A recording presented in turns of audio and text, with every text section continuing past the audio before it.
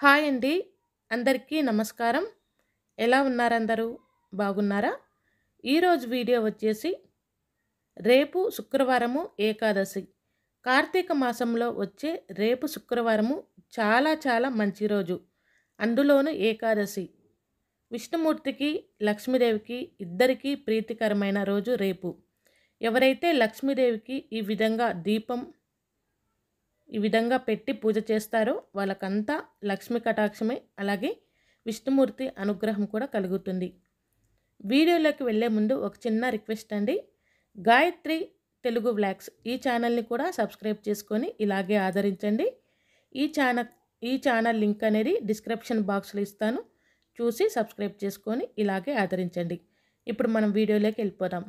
రేపు శుక్రవారము, అందులో ఏకాదశి కాబట్టి ఆ వెంకటేశ్వర స్వామికి అలాగే లక్ష్మీదేవికి ఇద్దరికి పూజ చేసుకుంటే చాలా చాలా మంచిది.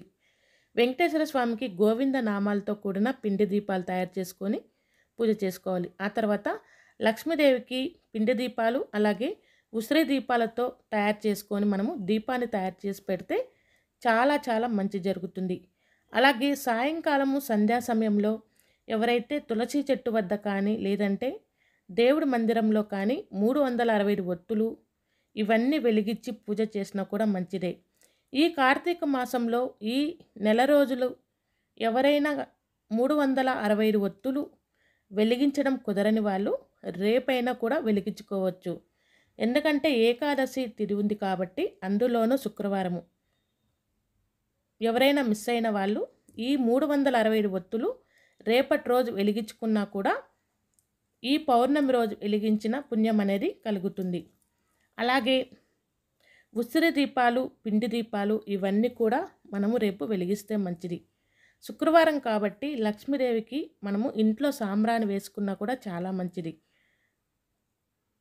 బొగ్గులతో తయారు చేసుకొని ధూపం గిన వేసుకున్నట్టయితే లక్ష్మీ కటాక్షం తప్పకుండా కలుగుతుంది. అలాగే మీ దగ్గర కామాక్షి దీపం ఉంటే కామాక్షి దీపంతో కూడా రేపు దీపాలు అనేది వెలిగించుకోవచ్చు. కామాక్షి దీపం ఎక్కడ అయితే వెలుగుతుందో అక్కడ లక్ష్మీదేవి స్థిరంగా ఉంటుందని కూడా చెప్తున్నారు. కామాక్షి దీపం వెలిగించి సాంబ్రాణి వేస్తే లక్ష్మీ కటాక్షం నిండుగా కలుగుతుంది. అలాగే రేపు శివుడికి కూడా పూజ చేసుకోవాలి. కార్తీక మాసంలో శివకేశవులు ఇద్దరికి పూజ చేసుకోవాలి కాబట్టి విష్ణుమూర్తికి అలాగే శివుడికి ఇద్దరికి పూజ చేసుకున్నా సరిపోతుంది. అలాగే గుమ్మం దగ్గర కూడా పసుపు కుంకుమలతో అలంకరించుకోవాలి.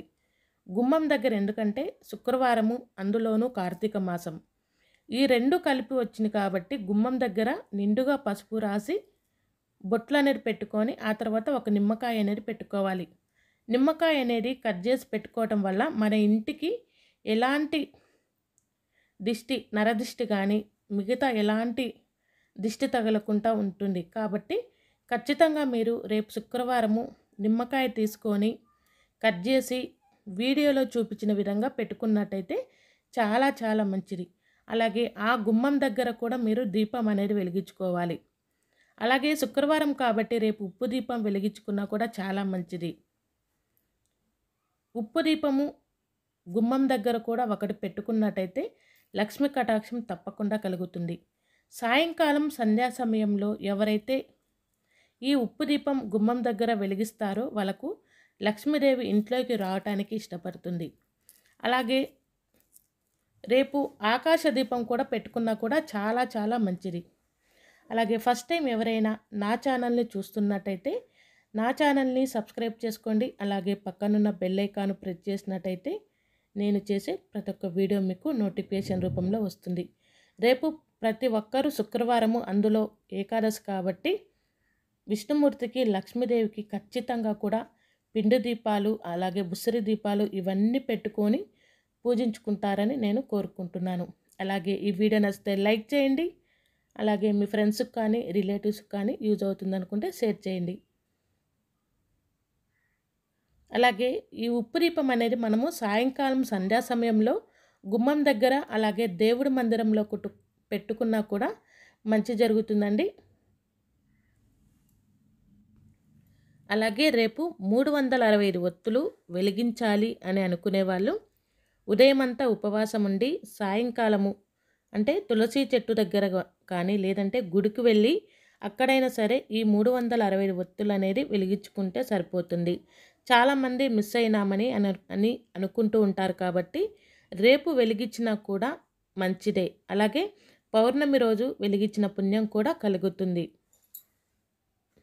అలాగే రేపు మనకు కార్తీక మాసము చివరిగా వస్తుంది కాబట్టి ఈ ఏకాదశి రోజు ఉపవాసం ఉండి ద్వాదశి రోజు ఉపవాసం విడిచి ఆ తర్వాత దీపదానం కానీ స్వయంపాక దానం కానీ బ్రాహ్మణుడికి ఇచ్చినా కూడా చాలా చాలా మంచి జరుగుతుంది అని చెప్తున్నారు. మీరు కూడా ప్రతి ఒక్కరూ రేపు ఎవరైనా దీపదానం చేయలేకపోయినా 365 ఒత్తులు వెలిగించలేకపోయినా రేపు ఇలా చేయడానికి ప్రయత్నం చేశారంటే చాలా చాలా మంచిది.